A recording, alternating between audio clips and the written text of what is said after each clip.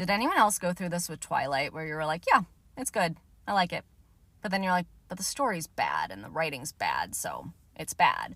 But then you're like, but if it has this massive following, this huge impact, can it really be bad? But then you're like, well, do we want to define art based off of how many people like it? But then you're like, well, why do we hold things girls like to such high standards? Like, why is it frivolous just because it's feminine? We don't do that for boys. But then you're like, well, it's not good for young girls to look up to this character who's so weak. But then you're like, well, that's pretty condescending to young girls, especially ones who love to read, to think they're not going to engage critically with the material. But then you're like, but stories really shape our culture, and this character defines herself based off of men. But then you're like, well, why have we gotten to the point of devaluing marriage and motherhood so much that it's inherently weak? Like, that's misogynistic. But then you're like, well, have I ever spent this much time thinking about pop fiction written by a man?